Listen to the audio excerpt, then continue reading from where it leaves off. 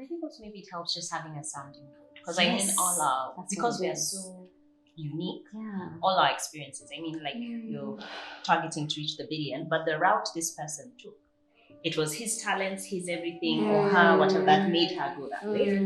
We're doing a different situation. Exactly. So I think also maybe just helps having, they may not have achieved it, but also just having that, like hearing yourself.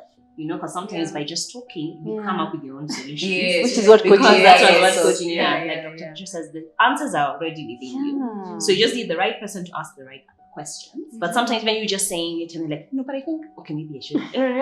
Even that you figure it out. With yourself. You just be there, you're a prop. Just help me get on with this. So your personal board should, I think, have a lot of diverse. They don't have to be many.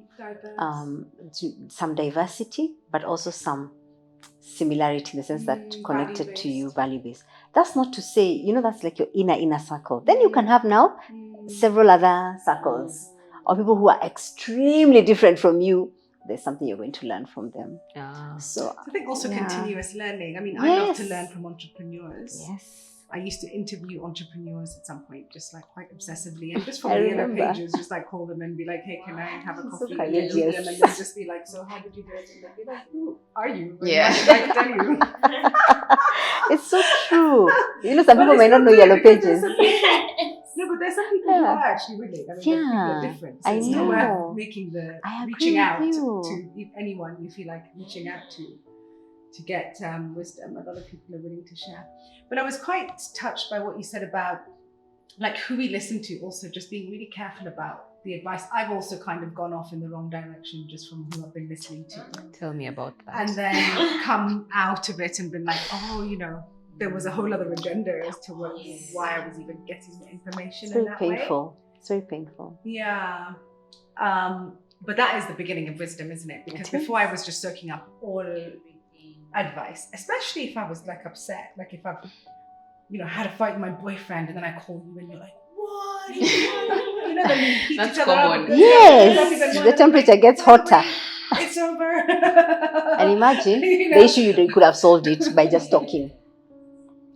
But talking to the right person. Exactly, I meant to the right person. So I think there's a whole piece around discernment about who to share with, right? Wisdom and discernment. One of the things that because I mean I've also listened to people multiple times, but one of the things I remember learning was, how do you feel? What energy do you feel when you've had a conversation with person X? Energy, not even just energy. I feel angry.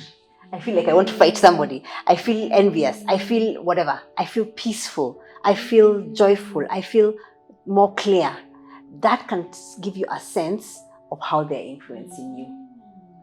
Let's see. After they've given you the advice. Whatever. Even just you're having just a coffee or whatever it is. Pay attention to how you feel after that interaction. I love this.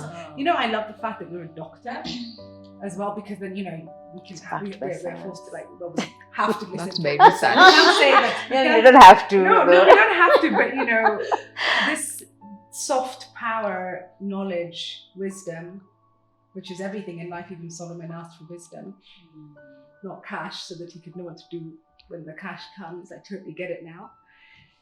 I mean, this is what breaks organizations, families. Yes, certainly. And so I really like the fact that you're bringing this soft stuff to the hard matters, right? And this soft stuff is very hard to do. It's very hard to do. Yeah. It's hard to do because it means you have to be. Thank you. Yeah. It means you have to be silent. Yeah. So sometimes when I've come from a meeting with someone, I don't want to listen to the radio. I'm driving home, and I'm just trying to just get a sense. How did that ask to Patricia what's going on, how are you feeling. Sometimes I have to journal. When it's a medley of emotions or mini meetings, I have to journal, and then I'm able to say, okay, so what's the outcome? Because that's how you're being influenced. You think influencing the big banner telling you go that way. No, it's someone telling you who do you think you are? Why don't you do this instead?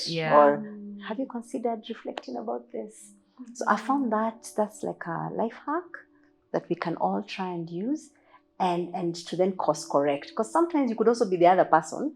They're the ones who've met you and then they're leaving angry, upset. So you're having that influential, effect on them, which is negative. Yeah. And that can happen when you're going through a rough time or you have internal conflict. So to also check, what kind of effect am I having on others? Yeah. And you may not really know, but you can tell the effect you have on others because you have a good sense of what that looks like.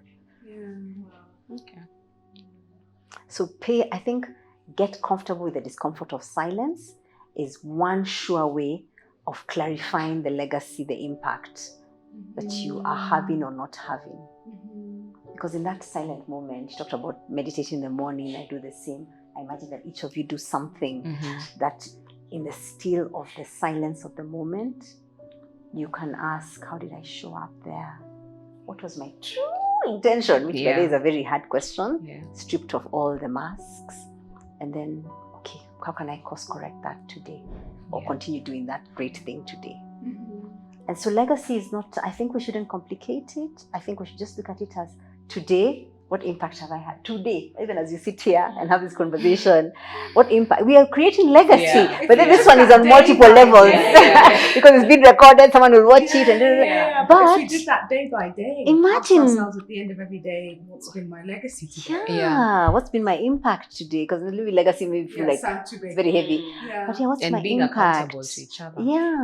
To someone, to God, to and being able to review that little by little.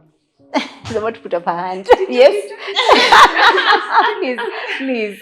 So you talk about after a meeting when you're driving in the car, you put the radio off so that you can listen, go within and listen. So that's another skill set.